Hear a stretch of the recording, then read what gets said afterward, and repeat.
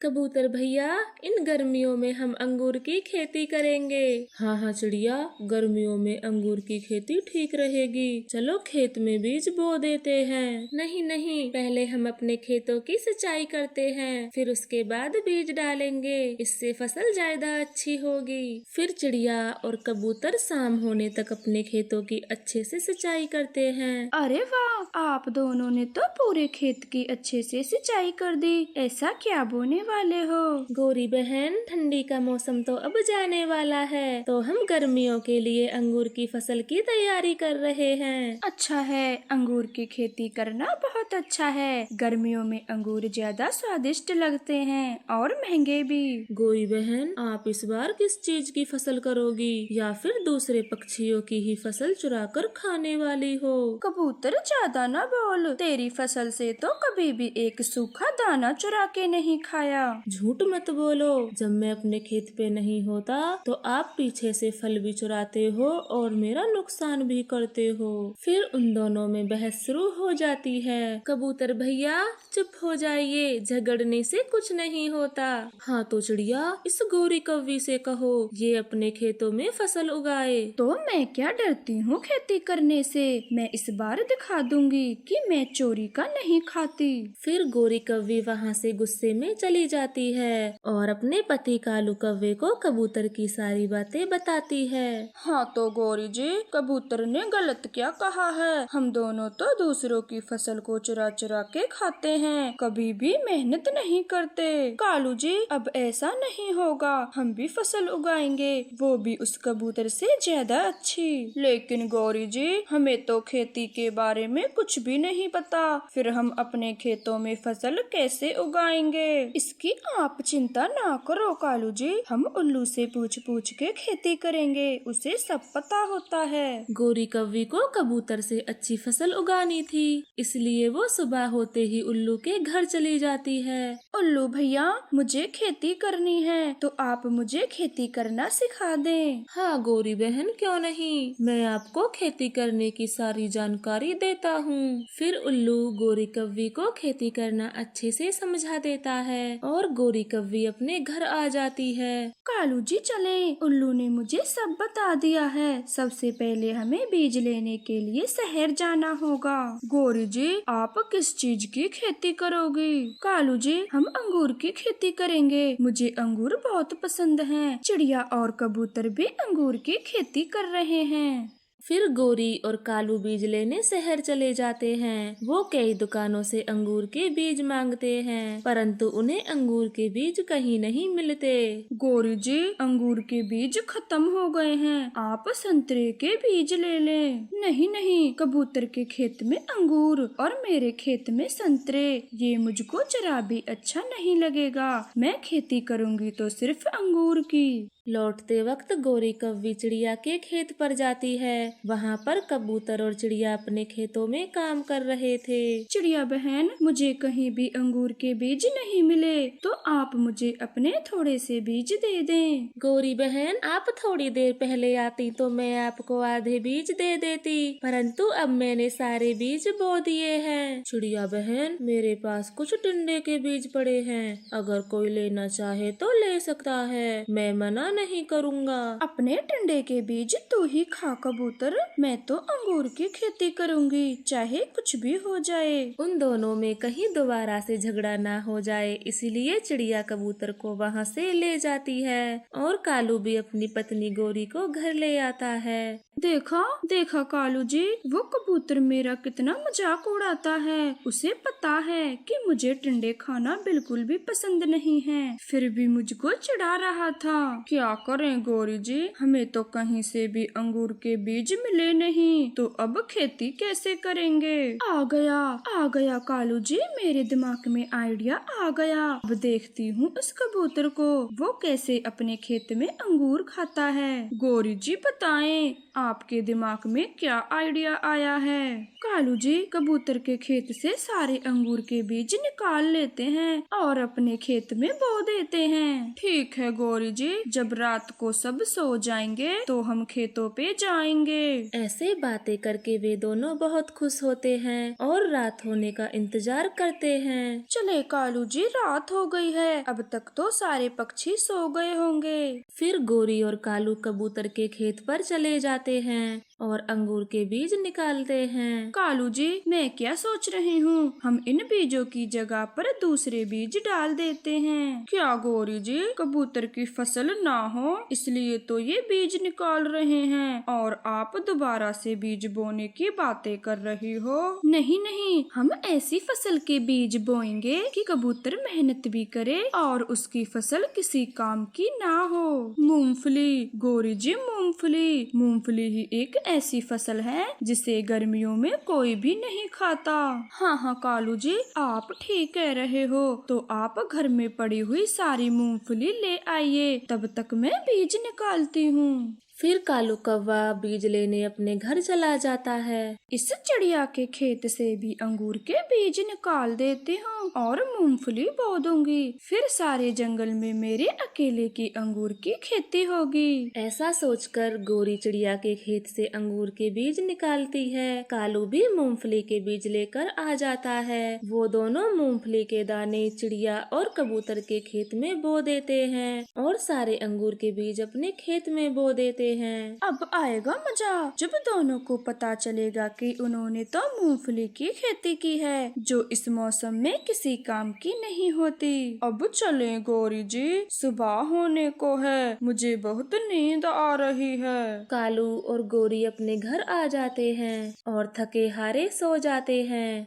कुछ दिनों बाद कालू और गोरी की अंगूर की फसल पककर तैयार हो जाती है। देखो गौरी जी, हमारी फसल कितनी अच्छी हुई है, अंगूरों के तो भरमार झुग्गे लटक रहे हैं। हाँ हाँ, खेती है भी तो किसकी, गौरी कव्वे की, झुग्गे तो होंगे ही। चिड़िया, ये क्या हुआ?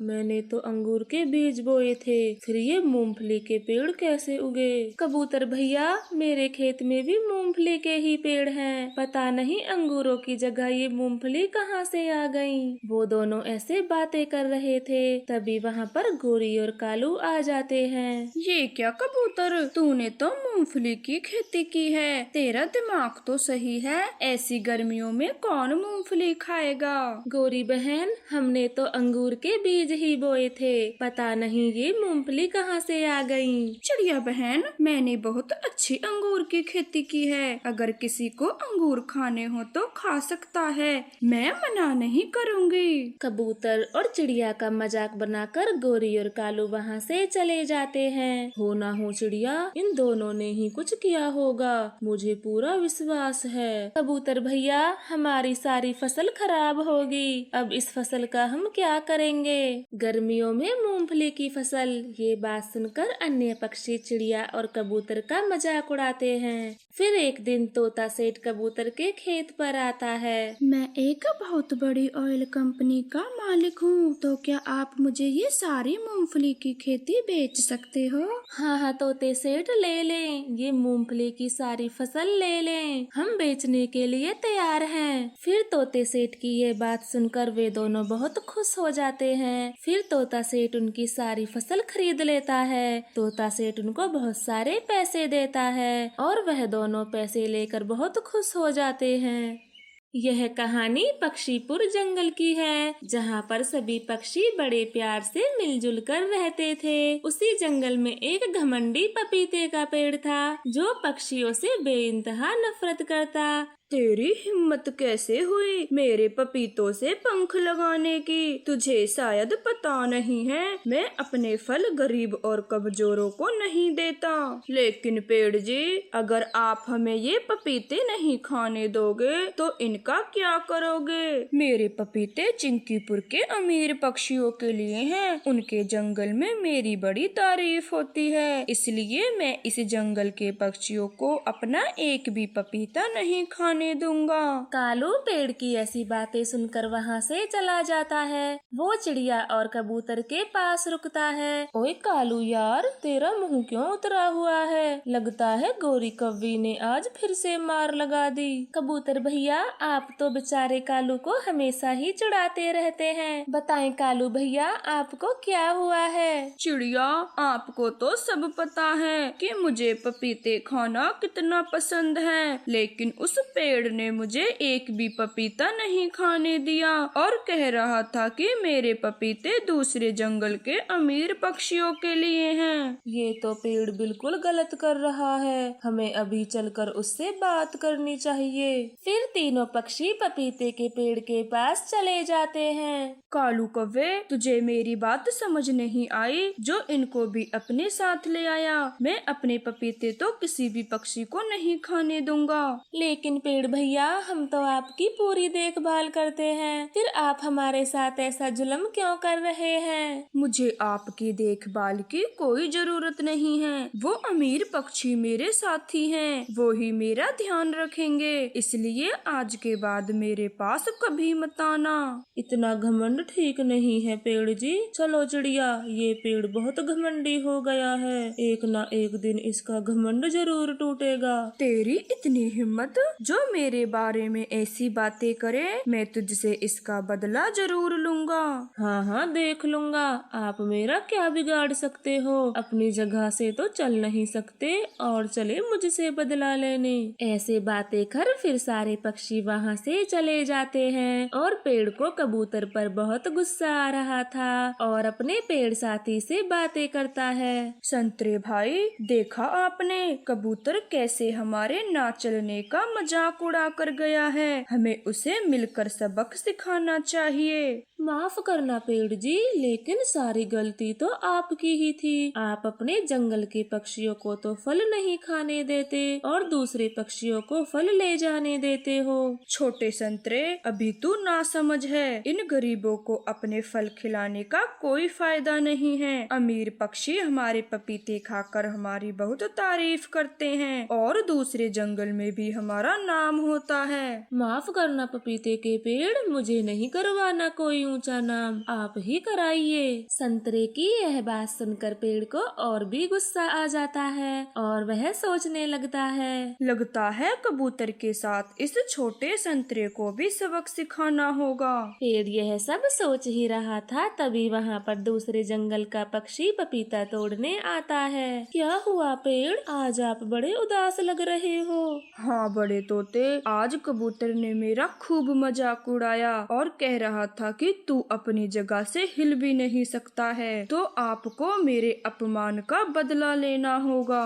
हाँ हाँ पेड़ जी, बिल्कुल। आप बताए तो सही, उस कबूतर के साथ मुझे क्या करना है जिससे आपके अपमान का बदला पूरा हो? आप बस कबूतर का एक पंख तोड़ दें, फिर वह भी मेरे जैसे एक जगह पर पड़ा रहेगा। यह सुनकर बड़ा तोता वहाँ से कबूतर के पास चला जाता है और उससे बातों ही बातों में झगड़ा शुरू कर देता है। फिर खूब जमकर उसकी पिटाई करता है और उसका एक पंख भी तोड़ देता है। पेड़ जी, मैंने कबूतर की अच्छे से पिटाई की और उसका एक पंख भी तोड़ दिया। वाह तोते, ये तो आपने बहुत अच्छा काम किया है। अब आप मेरे पपीते जी भरकर अपने परिवार को खिलाइए। यह आपने बहुत बुरा किया, बेचारे कबूतर को अपाहिज बनवा दिया। तुम्हारा घमंड बहुत जल्दी ही टूटेगा। मेरा कोई कुछ भी नहीं बिगाड़ सकता। मेरी दोस्ती बड़े बड़े पक्षियों से है। अगर ज्यादा बोलेगा तो तुझे भी यहाँ से कटवा दूंगा। यह आपकी बहुत बड़ी भूल है कि वो बड़े पक्षी आपके साथी हैं। जब तक तुम उन्हें अपने फल दे रहे हो वो आपकी हर बात मानेंगे, लेकिन जब तुम्हारे फल खत्म हो जाएंगे तो वो तुम्हारा हालचाल भी नहीं पूछेंगे। अपना मुंह बंद करो और मुझे आराम करने दो। पेड़ ऐसा कहकर सो जाता है और इधर कबूतर की पिटाई की बात सुनकर सारे पक्षी कबूतर के घर इकट्ठा होते हैं। कबूतर भैया, वो हमलावर कौन था जिसने आपको इतनी बुरी तरह से मारा है? मैं नहीं जानता मिट्ठू तोते, वे पक्षी हमारे जंगल का तो नहीं था। कबूतर भैया, आपकी तो किसी से दुश्मनी भी नहीं है, फिर ना जाने उस जालम ने आपको क्यों मारा। मुझे तो लगता है ये सब उस पपीते के पेड़ ने कराया है। उसी के कहने से वो बड़ा पक्षी कबूतर को मार कर गया होगा। आप चिंता ना करें कबूतर भैया, हम अभी जाकर उस पपीते के पेड़ की खबर लेते हैं। अगर उसने ही ये सब कराया होगा तो हम उसे छोड़ेंगे नहीं। ऐसे बातें कर सारे पक्षी पपीते के पेड़ के पास चले जाते हैं और उससे कबूतर के बारे में पूछते हैं। हाँ हाँ, मैंने ही इस कबूतर को पिटवाया है। अब आज के बाद ये मेरा कभी भी मजाक नहीं उड़ाएगा। मैं तो कहता हूँ हमें इसे मिलकर काट देना चाहिए। ये हमें फल नहीं देता था, यहाँ तक तो ठीक था, लेकिन अब हमें ये दूसरे जंगल के पक्षियों से पिटवा रहा है। नहीं कालू भैया, हम इसे नहीं काटेंगे, बल्कि आज से इनके साथ हमारा कोई रिश्ता नहीं है। फिर धीरे धीरे समय गुजरने लगता है और पपीते के पेड़ के सारे पपीते खराब हो जाते हैं। अचानक से पपीते की जड़ों में रोग लग जाता है। अरे तोते, मेरे लिए नीम से दवा लेकर आओ, मेरी जड़ों में रोग लगना शुरू हो गया है। मैं तेरा नौकर लगता हूँ जो तेरी देखभाल करूँ। जब तक मुझे पपीते मिले मैंने तेरी हर बात मानी, लेकिन अब मैं तेरी कोई बात नहीं मानूंगा। हाँ दोस्त, अगर मैंने अपने जंगल के पक्षियों से कहा होता तो वो मेरे लिए तुरंत ही दवा ले आते, परंतु अब तो लगता है मेरा इलाज कोई नहीं करवाएगा और मैं ऐसे ही मर जाऊंगा। फिर इस तरह से समय और बीत जाता है। पपीते का पेड़ अब बिल्कुल ही सूख चुका था। एक दिन कुछ पक्षी वहाँ से गुजर रहे थे। पेड़ उन्हें देखकर खुद को रोक नहीं पाता। रुक जाओ पक्षियों, मुझसे कृपया करके थोड़ी बातें कर लो। मुझे अपने किए की सजा मिल चुकी है, कृपया करके मुझसे कभी कभी बातें कर लिया करो। मेरा आपसे बातें करने का बहुत मन होता है। आपको तो अमीर पक्षी पसंद थे, फिर आज क्यों हमसे बातें करना चाहते हो? गोरी बहन, लगता है पेड़ को अपने किए की सजा मिल चुकी है, हमें इन्हें अब माफ कर देना चाहिए। टूनी चिड़िया, आप कहती हो तो हम इन्हें माफ कर देते हैं, परंतु क्या ये कबूतर के पंख को वापस से ला सकते हैं? मुझे सब पता है मिट्ठू तोते, परंतु अब ये ऐसा कुछ नहीं करेंगे क्योंकि इन्हें अपनी गलती का एहसास हो गया है। फिर सारे पक्षी पेड़ को माफ कर देते हैं और उसकी खूब देखभाल करते हैं, जिससे वह पेड़ पहले की तरह हरा भरा हो जाता है। अब पेड़ को समझ आ गया था कि अपने तो अपने ही होते हैं, जो गलतियां होने पर सजा भी देते हैं और माफ भी करते हैं।